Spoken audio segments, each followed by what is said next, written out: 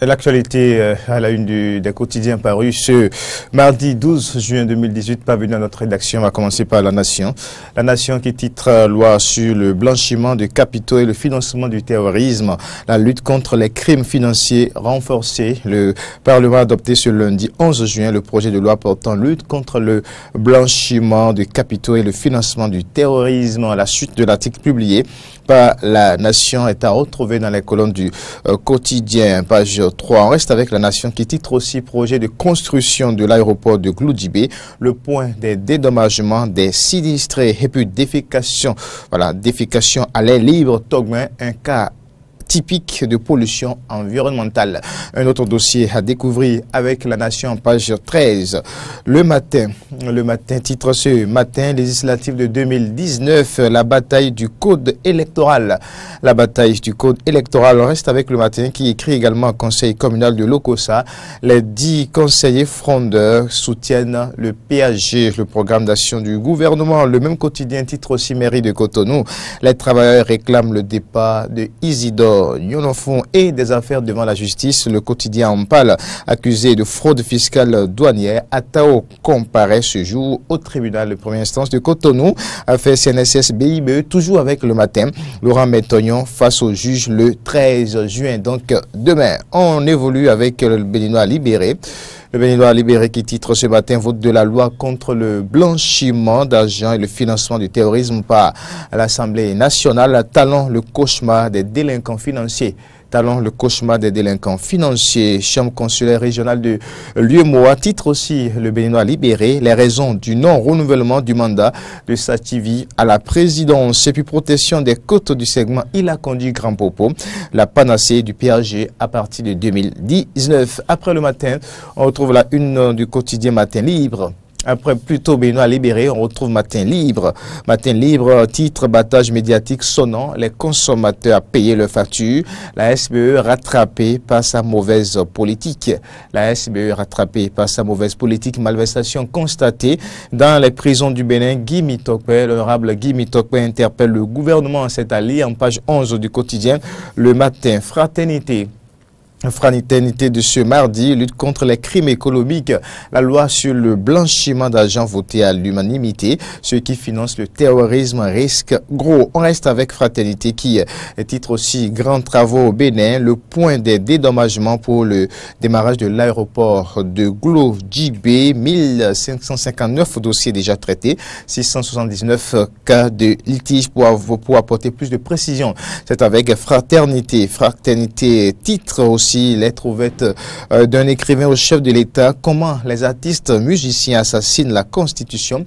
Pourquoi livre-t-on la jeunesse au CS, à la drogue et à l'alcool? C'est une interrogation à retrouver dans les colonnes du quotidien Fraternité. Nord-Sud quotidien. Nord-Sud quotidien, création d'emplois, croissance et compétitivité.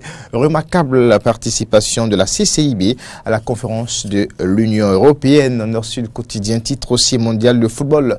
Quelques menus détails sur les représentants africains. Le mondial qui démarre le 14 juin, donc jeudi prochain. L'autre vision lutte contre les crimes économiques au Bénin. Une nouvelle loi pour accompagner la détermination de Patrice Talon, Romuald Wadayi et Thomas Azandosessi, les vrais artisans. Reste avec l'autre vision qui titre aussi message de condoléances à la famille d'Ahoué. L'hommage mérité du président Emmanuel Koyi à Dahoué Doto. À la suite de l'autre vision, c'est maintenant le tour de First Info. First Info qui titre le centrisme, une idéologie de tolérance pour rassembler et développer dans la cohésion nationale. Une opinion de Gilbert Ogoudele, Marcel Hounou et Oscar Faton du parti Mouvement Espoir du Bénin. Merci de François Abiola, l'ancien premier ministre ou l'ancien vice-premier ministre. On reste avec First Info qui titre aussi reconstruction des bâtisses détruites lors du drame de Louo. Germain renvoie rend hommage au sens de solidarité de Adrien Rumbeji. L'authentique, le quotidien L'authentique, Ven Kabal contre l'université supérieure Gaza Formation. Les détracteurs de Théophile Haï perdent leur temps. Avec L'Authentique, on peut aussi lire soutien à la communauté musulmane pendant le Ramadan. Simon Adebayo Dina offre d'importants lots de vivres à Bobet, l'Afrique en marche. L'Afrique en marche toujours pour le compte de cette revue des titres ce matin d'Éden. L'Afrique en marche titre ce matin après un an d'exécution. Le PVI, quel gain pour le Bénin? Une interrogation.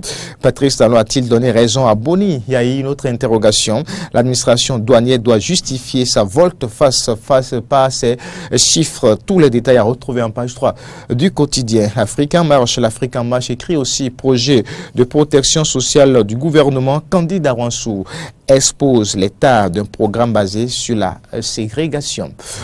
On évolue avec droits humains info qui titre ce matin vote du code pénal consacrant l'abolition définitive de la peine de mort. Les félicitations de la FIACA au Bénin. Phase finale du concours de plaidoirie junior des avocats. Maître Nicole Yédé, gagnante, mission accomplie pour l'UJAB. Caribou, le Caribou, l'actualité à la une du quotidien. Le Caribou, un incitant le pouvoir à créer la Cour des comptes.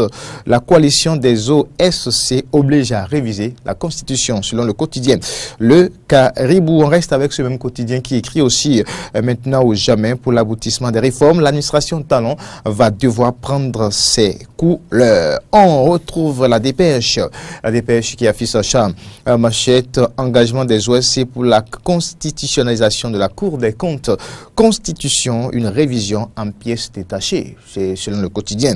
La dépêche, vous allez voir certainement la caricature qui accompagne ce titre. On reste avec la dépêche qui titre aussi sit-in à la mairie de Cotonou. Les agents réclament le départ de Yonlonfou. Et puis au vote du nouveau code pénal, le PLP exige la rélecture du test de loi. Le Témoin pour boucler cette revue. Les titres, le quotidien Le Témoin, situation sanitaire dramatique à Ronvi, à Tiango, dans la commune de Huyobe.